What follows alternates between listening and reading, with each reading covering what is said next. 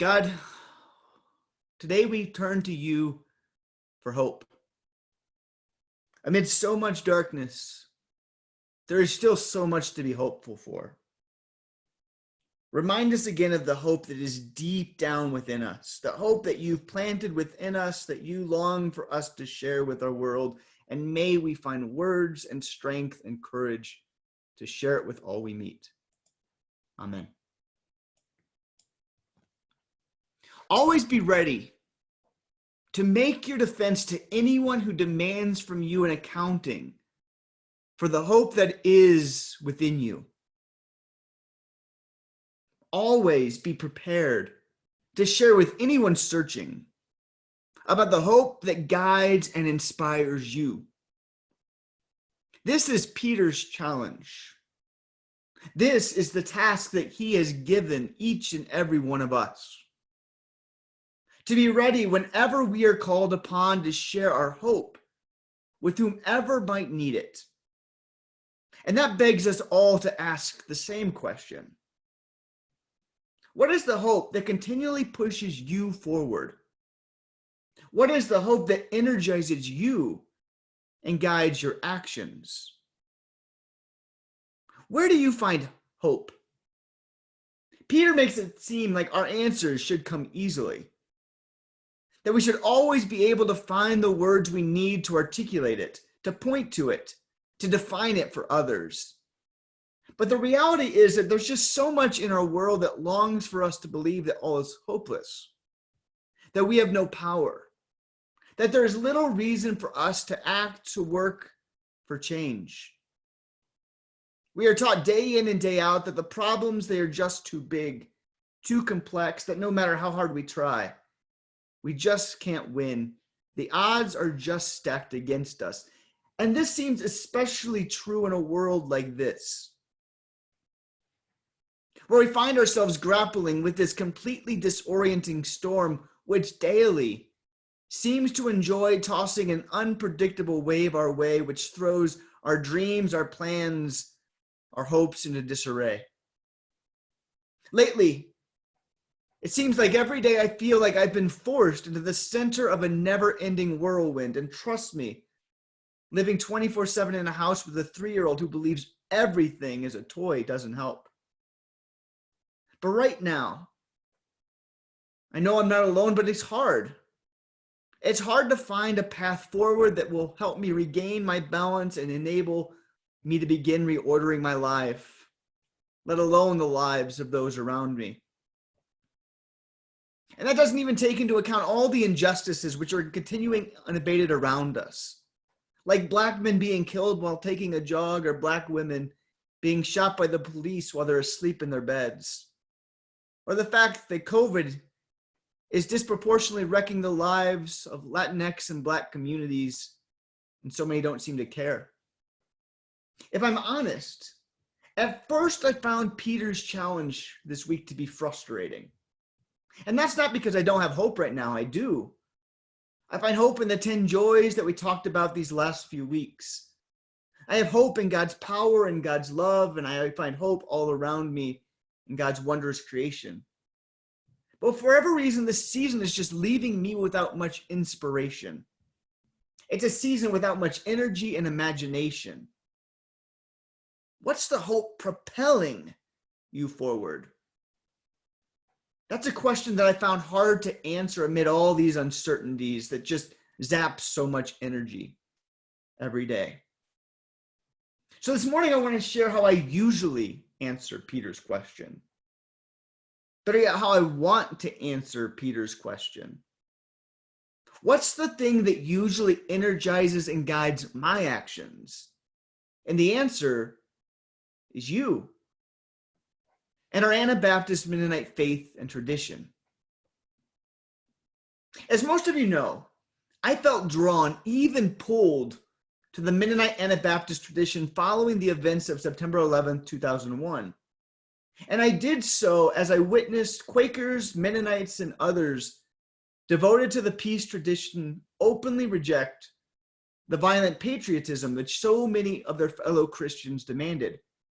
I saw them advocating for a peaceful, nonviolent response to the horrors of that day.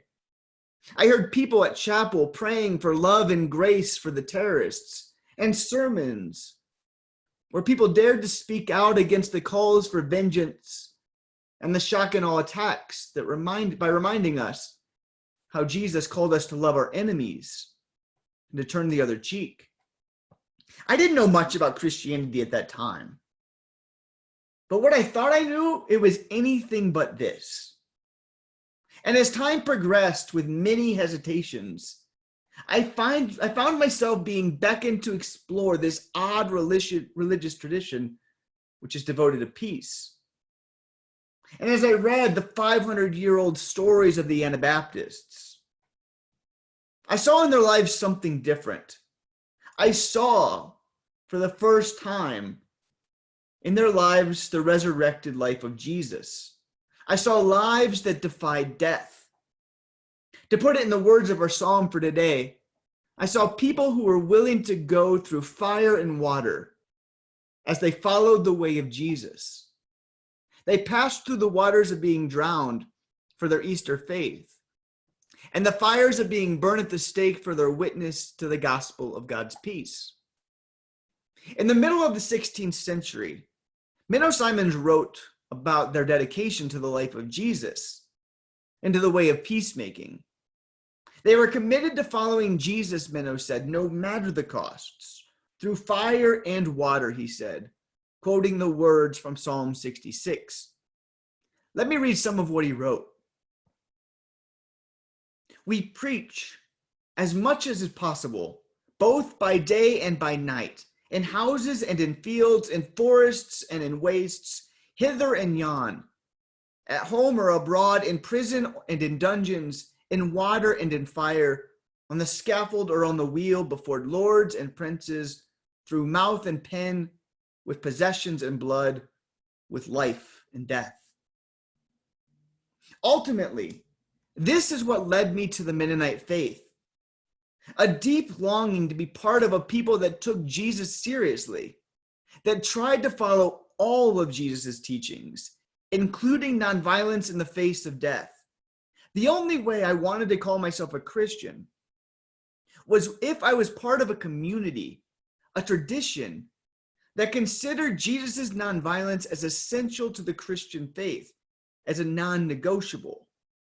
For I remain convinced that peace, that nonviolence, that this is what hope looks like in our world.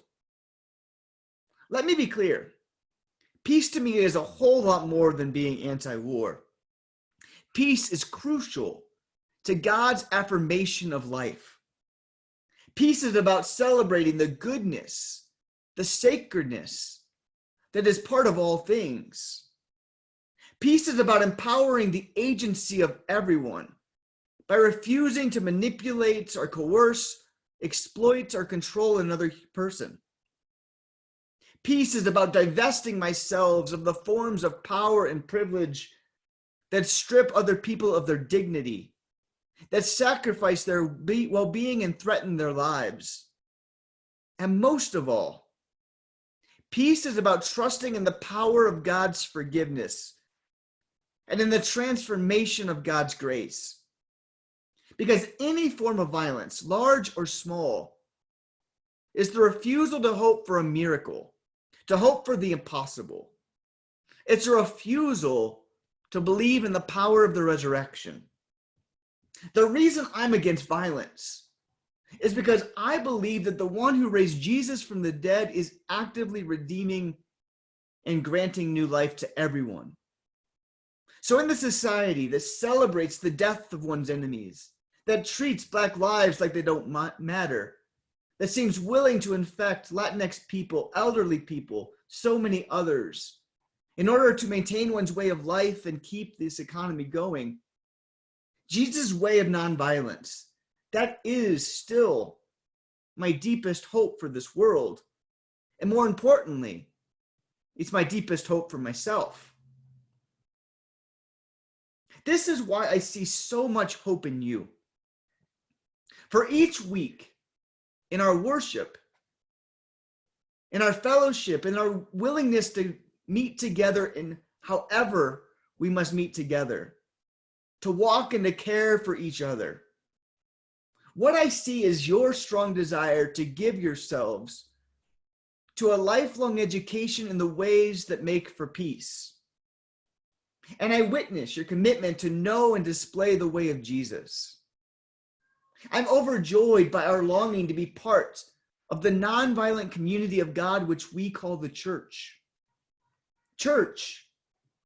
To me, that's just a word to describe this school that we're all part of that learns how to be a people of peace, so that we can offer the same peace to the world, to our friends and our neighbors, to the people we work for and the people we work with, to strangers and even enemies. I'm just so thankful that each week I get to see the hope of peace in action through you.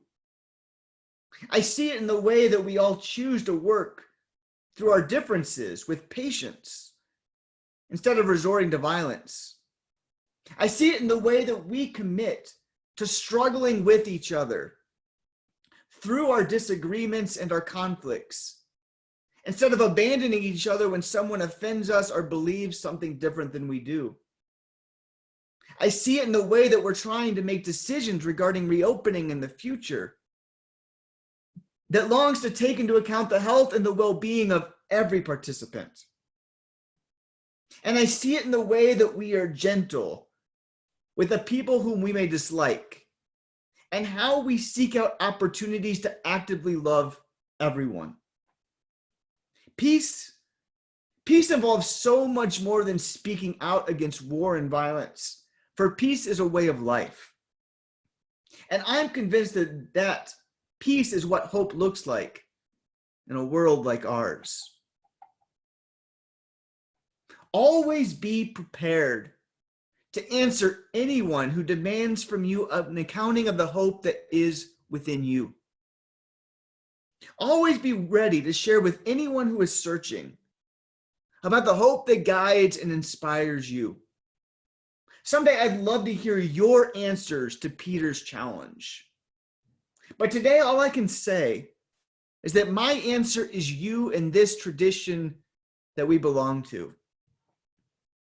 It's our commitment to Jesus' way of life that calls us to struggle patiently, honestly, vulnerably, with each other, with strangers, with even our enemies. It's our desire to be a community that risks embodying at all times the peace of Jesus, believing that this is the good news of God's love for our world, that it's the hope and the life which we all so desperately need. So let me close by quoting again those words of Menno.